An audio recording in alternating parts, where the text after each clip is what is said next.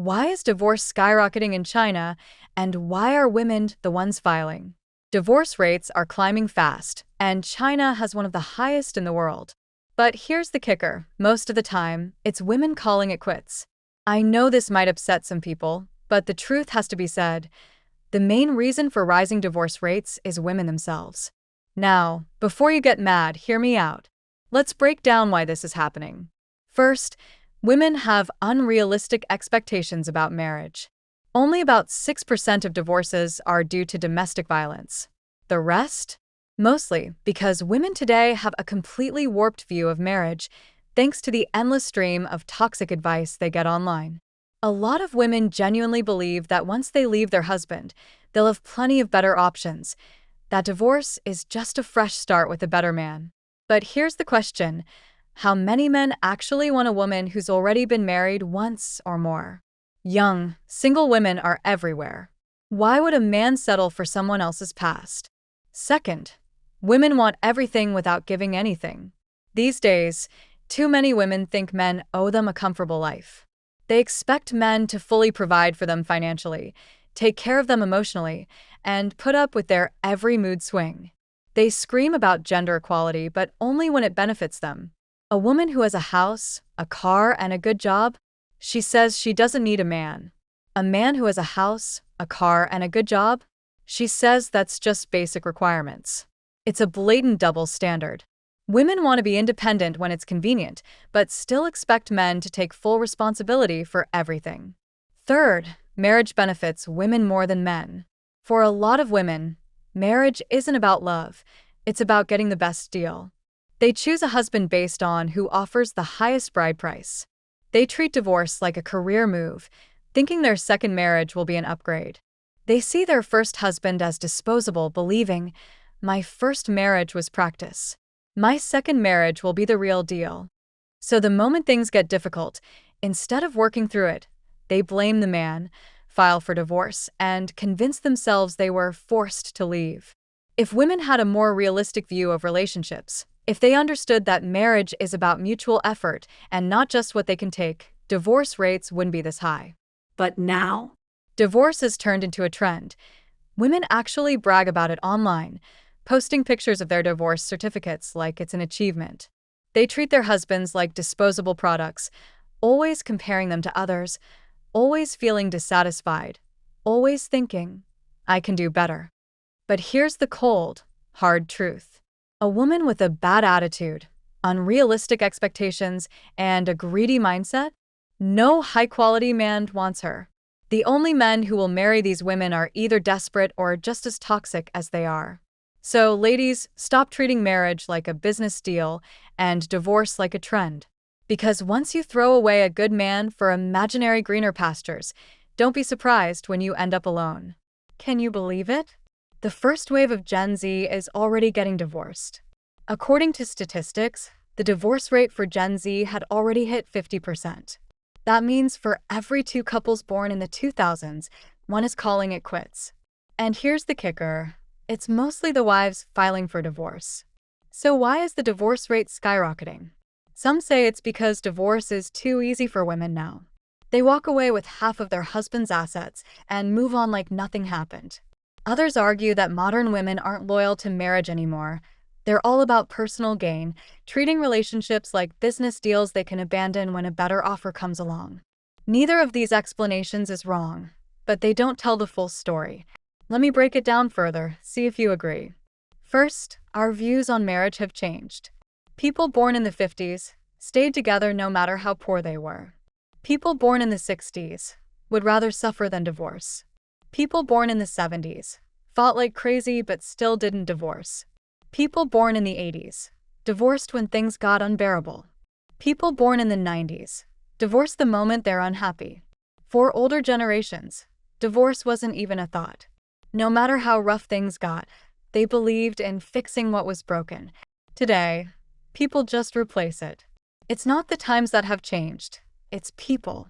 Women have become more self-centered, less patient, and harder to communicate with. Now, the moment a wife has issues with her husband, her first instinct is to leave. She convinces herself that anyone else would be a better partner. This modern mindset is exactly why marriage is falling apart. Second, the expectations for men are insane. Men today are expected to pay for expensive dowries, be financially successful, cook and clean, take care of the kids, make sure their wife is always happy, never complain. And if they fail at any of these, their wife gets frustrated, starts comparing them to other men, and suddenly, all their flaws feel unbearable. Divorce becomes inevitable. But let's be real, most men aren't CEOs, rich kids, or superheroes. They're just regular guys with no special privileges, trying to live a regular life. Meanwhile, a lot of women expect marriage to upgrade their lifestyle. They want a husband with a house, a car, and a fat bank account, and they expect him to hand everything over. They don't care about the stress he's under. They just keep demanding more. At the end of the day, the biggest reason for divorce?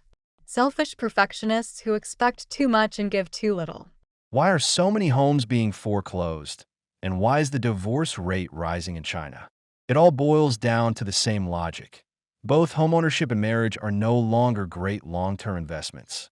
People are renting instead of buying whenever they can, and those who don't have to own are selling off their properties. There are three main reasons for this.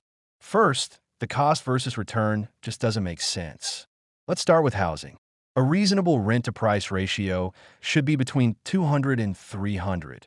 That's a widely accepted international standard. In simple terms, if you rent out a property, you should be able to recover your investment in 17 to 25 years. If it takes longer than that, home prices are inflated. Right now, though, things are completely out of whack. Take a small county town, for example. You can rent a nicely furnished 3-bedroom apartment for just over 1,000 renminbi a month, which adds up to about 12,000 renminbi a year. Even if you rent for 30 years, that's only 480,000 renminbi in total. But if you wanted to buy that same apartment, with renovations, you'd easily be looking at over 1 million renminbi. Forget breaking even in 17 to 25 years. Try 30, 50, or even 70 years, and you still might not make your money back. Your property rights would expire before you could even recoup the cost. And the worst part? In 30 years, that apartment will probably be a slum.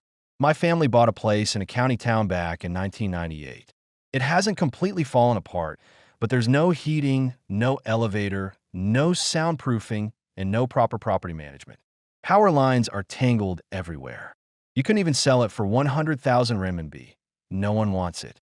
Aside from retired folks, nobody chooses to live there anymore. Some people argue, but rent will increase over time.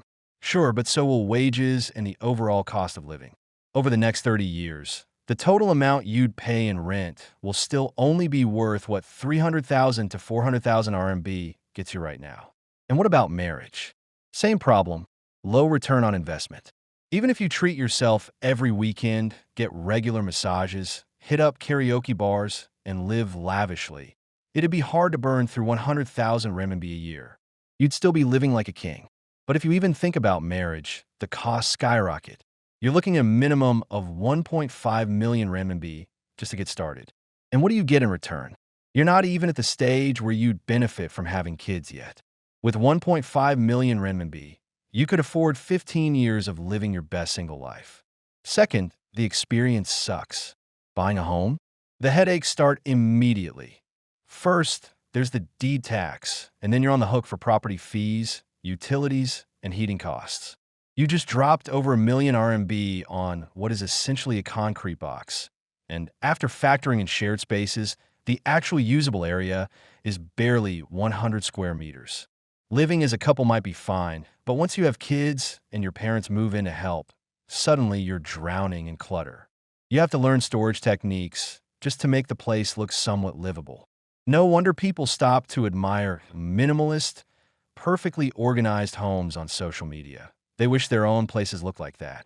But real life? The balcony is too small to dry clothes properly. The kitchen gets messy instantly. And no matter how you arrange things, it just never feels right. Why? Because no matter how much you paid, it's still nowhere near the size of a rural home. Visit your hometown, and you'll see houses that are 200 plus square meters, complete with a yard. Ceilings are 5 or 6 meters high. That's actual spacious living. Want that in the city? Be prepared to fork over at least 5 million renminbi in a county town, tens of millions in a major city. Otherwise, you're just buying a glorified dorm room and telling yourself it's a villa. Marriage has the same issue. The experience is just bad.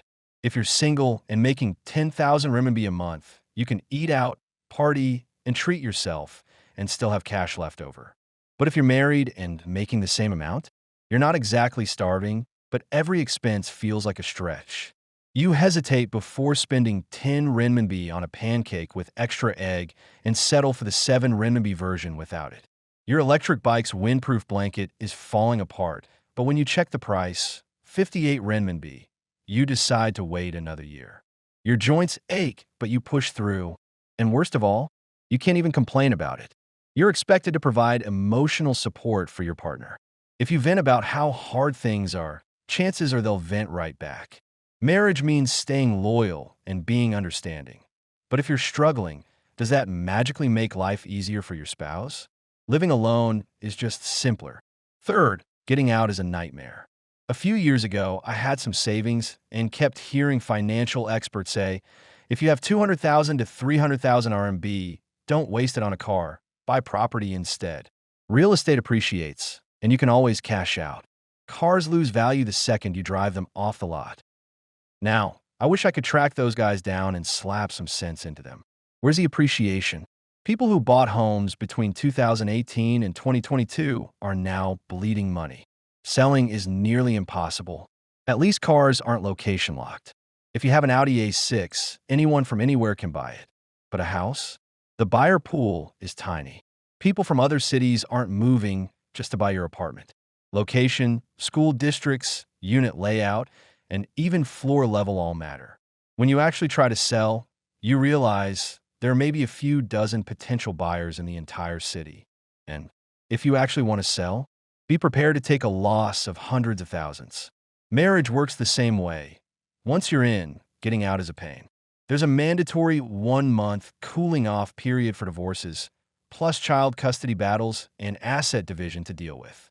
And all that money you spent on the wedding, you really think you're getting any of that back?